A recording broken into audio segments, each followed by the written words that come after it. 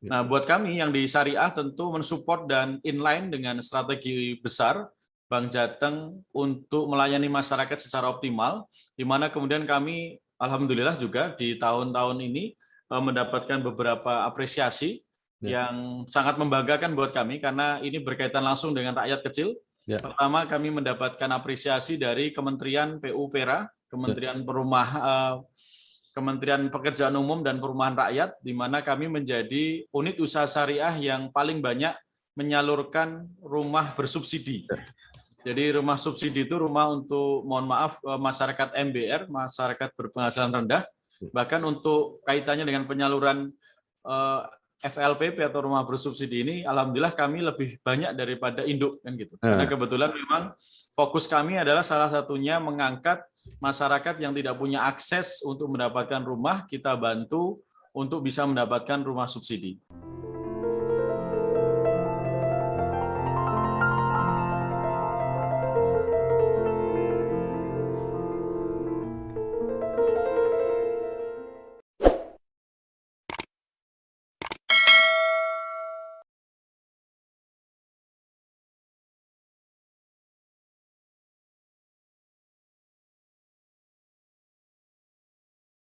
Assalamualaikum warahmatullahi wabarakatuh.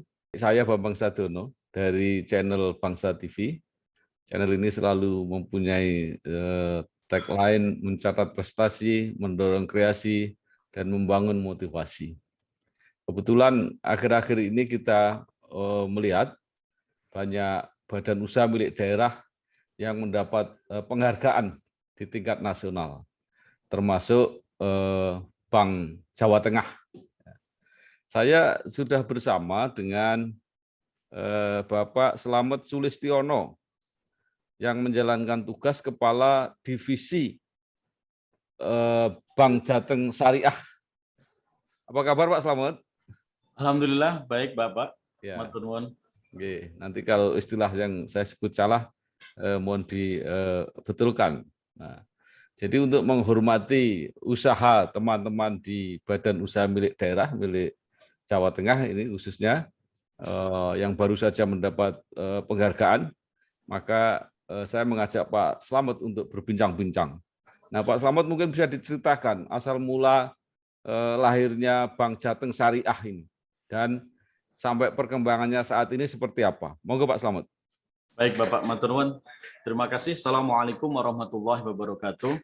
Yang saya banggakan Pak Dr. Bambang Sadono dan pemirsa sekalian, kami dari Bank Jateng Unit Usaha Syariah merupakan bagian dari PT BPD Jawa Tengah atau Bank Jateng. Kami masih menjadi bagian dari Bank Jateng selaku Bank Induk. Berdiri sejak tahun 2008, kira-kira sudah 13 tahun, Bank Jateng Unit Usaha Syariah ini melayani masyarakat di Jawa Tengah, khususnya buat masyarakat yang kemudian menginginkan layanan transaksi berdasarkan prinsip syariah. Dari sisi prinsip syariah, kami mengacu kepada regulasi maupun fatwa-fatwa yang kemudian diatur oleh Dewan Syariah Nasional Majelis Ulama Indonesia. Tetapi sekali lagi kami perlu sampaikan kepada seluruh masyarakat bahwa bank syariah tidak hanya untuk orang Islam, tidak hanya untuk masyarakat Muslim, tapi siapapun boleh dan bisa untuk menjadi nasabah bank syariah. Dan faktanya memang demikian, nasabah kami tidak cuma dari kalangan Muslim, tapi jadi kalangan non-Muslim juga cukup banyak. Secara jumlah outlet atau jumlah jaringan kantor, saat ini sudah ada 19 kantor cabang syariah dan cabang pembantu syariah di Jawa Tengah. Memang masih di lingkup Provinsi Jawa Tengah, namun demikian persebarannya sudah cukup merata di kota-kota besar. Untuk yang belum terjangkau secara fisik melalui kantor khusus syariah, maka kami juga memiliki office channeling, jadi semacam layanan yang bisa dilakukan di seluruh outlet Bank Jateng. 153 kantor Bank Jateng konvensional, baik cabang maupun capem di seluruh daerah bisa digunakan untuk melayani transaksi di Bank Jateng Syariah. Jadi secara outlet itu Bank Jateng konvensional, tetapi apabila masyarakat datang dan menginginkan pelayanan syariah bisa dilakukan di outlet Bank Jateng Induk. Kemudian juga kami melengkapi dengan fitur-fitur digital untuk memudahkan masyarakat untuk melakukan akses dari manapun, dari rumah atau dari tempat dia bekerja tanpa harus datang ke Bank Jateng Syariah melalui mobile banking, internet banking yang kemudian juga kita kembangkan mengikuti apa yang kemudian dikembangkan oleh Bank Jateng selaku induk. Kurang lebih demikian Pak Bambang. Ya, kalau dilihat besarannya, kira-kira sudah berapa persennya total omsetnya Bank Jateng, Pak? Kalau secara persentase belum terlalu besar karena juga Bank Jateng tumbuhnya luar biasa, melesat di dalam hitungan 7 tahun terakhir. Kami saat ini aset 5,3 triliun, sedangkan secara persentase dibandingkan dengan induk yang sudah 82 triliun, kira-kira sekitar 8% asetnya Bank Jateng unit usaha syariah. Yang menjadi menarik justru karena keberadaan Bank Jateng unit usaha syariah itu menjadi komplementari, menjadi pelengkap dari layanan perbankan Bank Jateng kepada seluruh masyarakat. Mereka yang kemudian pengennya syariah tetap bisa dilayani oleh Bank Jateng melalui kami di unit usaha syariah. Demikian Pak. Tadi Pak Slamet mengatakan bahwa kantor cabang maupun cabang pembantunya masih terbatas gitu ya. Nah, apakah ini kan sudah masuk ke komunikasi digital, Pak? Apakah nanti masih diperlukan itu cabang-cabang baru itu? Apakah tidak lebih baik memperkuat layanan digitalnya? Terima kasih Pak. Jadi memang secara fisik kami tidak terlalu ekspansi untuk membuka kantor fisik, kantor secara bentuk gedung begitu, tetapi kami mengembangkan delivery channel melalui layanan digital, baik itu internet banking, mobile banking, laku pandai, dan sebagainya, yang dalam konsep branchless banking. Secara fisik sendiri memang kami masih ada rencana membuka satu kantor cabang pembantu syariah di Rembang, karena memang secara bisnis menuntut kehadiran secara fisik untuk melengkapi delivery channel yang ada di kami. Jadi sifatnya fisik ini melengkapi Pak Bambang. Jadi tidak lagi menjadi strategi utama di dalam menjangkau melayani masyarakat di masing-masing daerah. Ya. Bank Jateng kan baru saja mendapat penghargaan Pak ya sebagai top BUMD Awards ya. Nah, apa saja itu yang dianggap prestasinya bagus dan di mana itu bagian dari unit syariahnya? Baik Pak, secara umum memang Bank Jateng menunjukkan prestasi yang luar biasa dari sisi penilaian kuantitatif kinerja keuangan maupun dalam pengelolaan governance-nya, karena sesungguhnya hari ini parameter perusahaan yang baik tidak hanya ditunjukkan oleh angka-angka yang kemudian secara kuantitatif, tapi juga bagaimana pengelolaan di internal perusahaan tersebut. Dan alhamdulillah Bank Jateng menunjukkan prestasi yang bagus untuk kemudian dibandingkan dengan level BUMD maupun pada tingkat level asosiasi bank daerah atau sesama bank daerah se-Indonesia. Bank Jateng juga saat ini dipercaya sebagai ketua dari asosiasi bank daerah seluruh Indonesia. Nah, buat kami yang di syariah tentu mensupport dan inline dengan strategi besar Bank Jateng untuk melayani masyarakat secara optimal, di mana kemudian kami alhamdulillah juga di tahun-tahun ini mendapatkan beberapa apresiasi yang sangat membanggakan buat kami karena ini berkaitan langsung dengan rakyat kecil. Pertama, kami mendapatkan apresiasi dari Kementerian PU-PERA, Kementerian Pekerjaan Umum dan Perumahan Rakyat, di mana kami menjadi unit usaha syariah yang paling banyak menyalurkan rumah bersubsidi. Jadi rumah subsidi itu rumah untuk, mohon maaf, masyarakat MBR, masyarakat berpenghasilan rendah, bahkan untuk kaitannya dengan penyaluran FLPP atau rumah bersubsidi ini, alhamdulillah kami lebih banyak daripada induk kan gitu. Karena kebetulan memang fokus kami adalah salah satunya mengangkat masyarakat yang tidak punya akses untuk mendapatkan rumah, kita bantu untuk bisa mendapatkan rumah subsidi. Yang kedua, kami juga mendapatkan apresiasi dari Kementerian Perekonomian untuk penyaluran KUR syariah. Jadi kalau Bank Jateng induk itu menyalurkan KUR yang konvensional, kalau kami menyalurkan kredit usaha rakyat yang syariah. Dan alhamdulillah secara performance dari seluruh unit usaha syariah se-Indonesia, kami memiliki penyaluran yang paling tinggi dibandingkan dengan teman-teman UUS yang lain. Sehingga ini menjadi sebuah bekal buat kami untuk semakin intens memajukan UMKM di Jawa Tengah, karena KUR Syariah ini adalah pembiayaan yang disubsidi oleh pemerintah untuk menjangkau mereka-mereka yang pengen recovery dalam kondisi pandemi seperti ini dengan mendapatkan akses permodalan yang lebih murah bahkan dibandingkan produk regulernya perbankan secara umum. Jadi penghargaannya dari dua ini Pak ya, yang BUMD itu nggak termasuk di situ Pak ya? Kebetulan itu yang untuk induk Pak. Kalau kami Untuk induk. yang spesifik untuk syariah, Ya. kalau yang syariah juga ada juga kami dari Infobank untuk kategori perbankan syariah juga, yaitu untuk UUS BPD kategori aset 5-10 triliun. Ya. Alhamdulillah kami juga mendapatkan penilaian yang bagus untuk masuk di dalam jajaran UUS yang bagus di level nasional. Ya. Infobank barusan, kalau yang Infobank ini di bulan Agustus Pak. Baik Pak, jadi penjaringan tadi KUR, kemudian kredit perumahan, apalagi Pak? Jadi kalau kami sekarang yang menjadi andalan paling besar, paling utama adalah mengoptimalkan penyaluran KUR syariah. Ya. Karena setelah kita cermati, ternyata Jawa Tengah ini secara total itu menjadi provinsi yang paling banyak menyerap KUR level nasional, Pak. Bahkan dibanding dengan provinsi-provinsi yang lain. Dan ternyata serapannya masih sangat besar.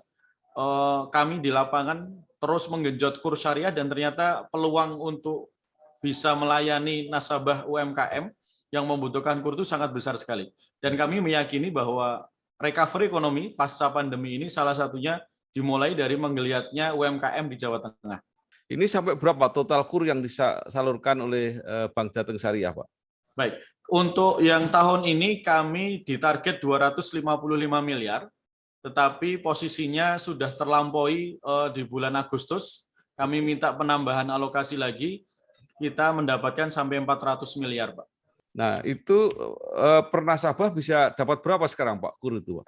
Untuk KUR itu, Pak, ada 3 jenis, ada 3 kategori. Pertama, KUR super mikro. KUR syariah super mikro itu di bawah 10 juta, kemudian di atasnya namanya KUR mikro, yaitu 10 juta sampai 50 juta. Kemudian di atas 50 juta namanya KUR kecil, yaitu 50 sampai 500 juta. Jadi paling tinggi 500 juta, sedangkan yang paling rendah di bawah 10 juta. Khusus untuk yang di bawah 10 juta, kami berikan fasilitas untuk tanpa jaminan. Jadi tanpa jaminan pricing-nya hanya 0,2% per bulan. 0,2% per bulan. Nanti kemudian kalau dia nasabah tersebut rutin melakukan angsuran, lancar dalam angsurannya, maka dia bisa naik kelas, Pak. Naik kelas di angka 10 juta sampai 50 juta tanpa jaminan juga. Ya.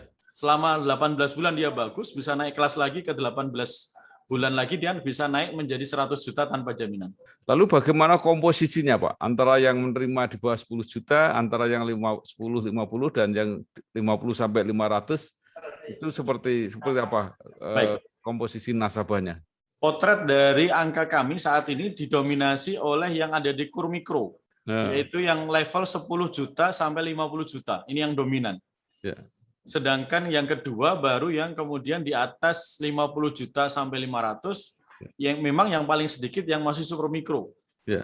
Harapan kami memang di sisa triwulan terakhir ini adalah menggenjot yang super mikro, Pak. Makanya sudah ada beberapa program yang kami siapkan khusus untuk bisa mengakses pembiayaan yang super mikro di bawah 10 juta. Jadi total nasabah KUR sampai berapa, Pak, sekarang? Untuk yang baru, yang selama tahun 2021 sudah bertambah 1.240 posisi Agustus ya, Pak. Ya. Jadi total semua nasabahnya sekitar Jateng Syariah? Kalau Bank Jateng Syariah total nasabahnya lebih, kalau untuk pembiayaan, kalau untuk pembiayaan lebih dari 40.000. Ini yang KUR semua, Pak? Oh bukan, kalau yang untuk KUR semua mungkin sekitar 3.000-an, Pak. Mungkin 3.000 ya. Iya. Kalau nasabah dana tabungan kita lebih dari 400.000. Kalau dana masyarakat sampai berapa, Pak, sekarang yang diimpun? Dana masyarakat saat ini kami sudah lebih dari 3,5 triliun. Itu berasal dari sekitar 400.000 nasabah, di mana kemudian memang Bank Jateng Syariah diamanahi oleh Pemprov untuk menyalurkan insentif keagamaan buat para pengelola masjid, musola, tempat ibadah Nasrani, tempat ibadah agama Buddha dan sebagainya, untuk kemudian mendapatkan alokasi dari pemerintah berupa insentif petugas keagamaan, Pak. Ya. Itu yang cukup dominan, jumlahnya hampir separuh itu, Pak, 200.000. Ke depan seperti apa Pak yang akan diprogramkan oleh Bank Jateng Syariah ini? Jadi kami mencoba untuk masuk lebih intens di layanan digital, Pak. Karena untuk Bank Jateng unit usaha syariah yang relatif masih kecil dan kemudian masih cenderung lincah gitu untuk melakukan inovasi di dalam teknologi, maka kami diamanahi oleh manajemen untuk mengintensifkan layanan digital.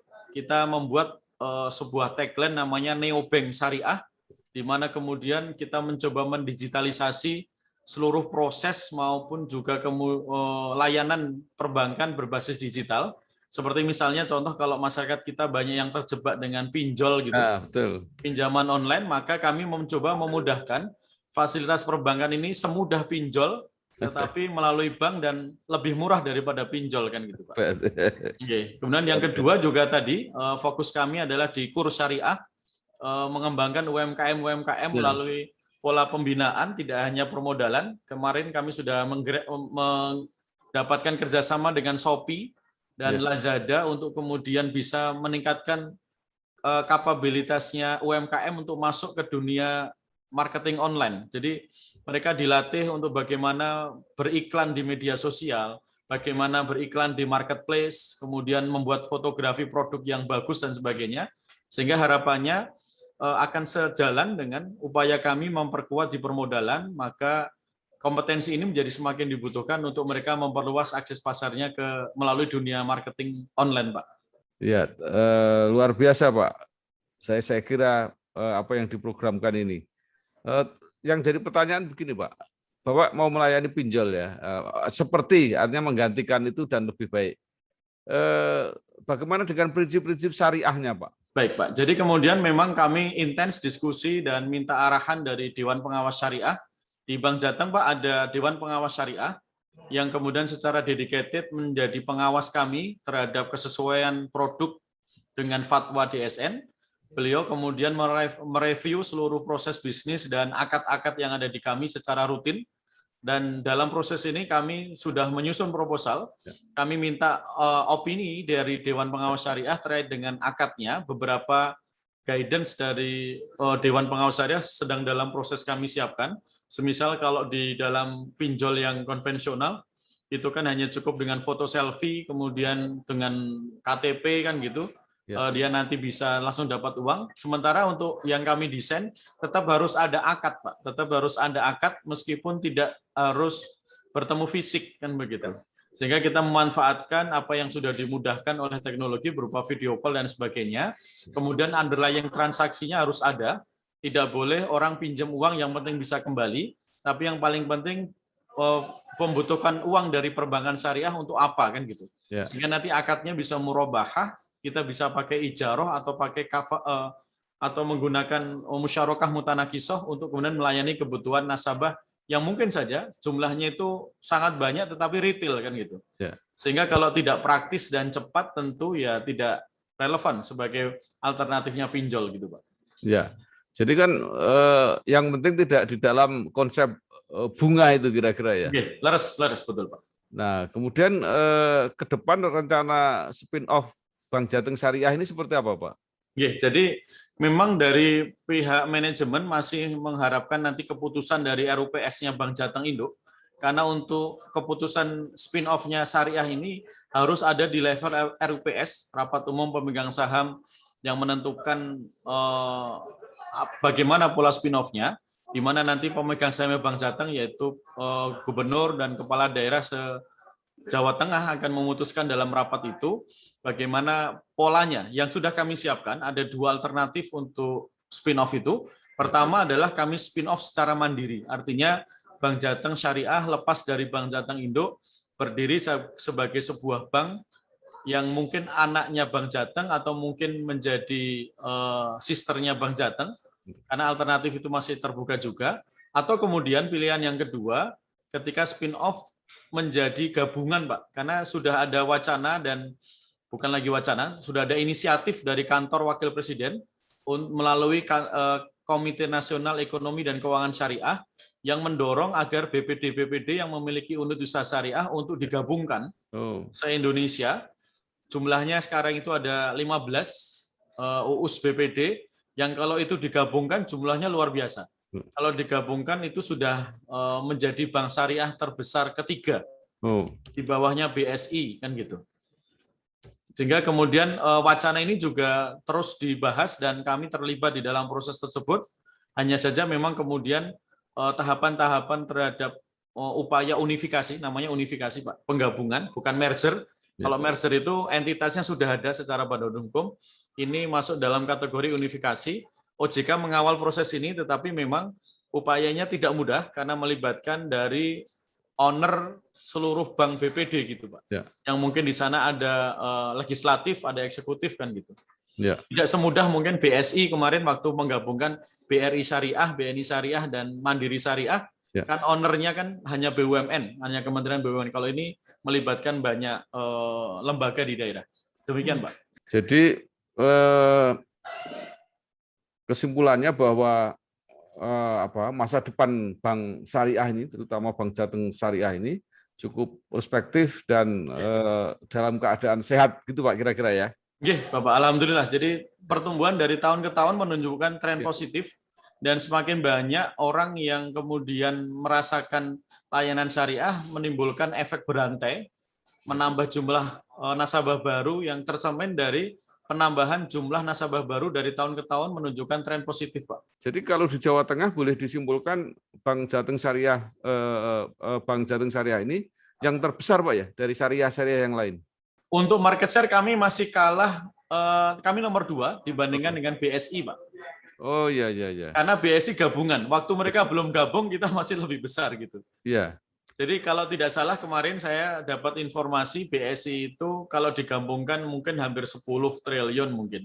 Ya. Tapi waktu mereka dulu masih BSM, BNI Syariah, BRI Syariah, kami relatif lebih besar. Gitu, Pak, ya.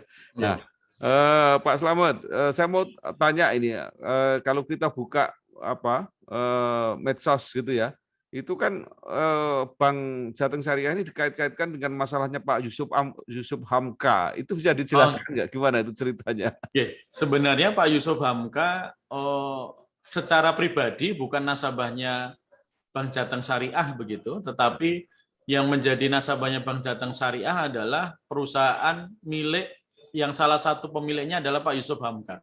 Jadi Pak Yusuf Hamka memiliki perusahaan namanya Citra Marga Nusapala Persada. Ya. Yang kemudian PT Citra Marga Nusapala Persada memiliki perusahaan yang sahamnya dia miliki 60% di Citra Marga Lintas Jabar.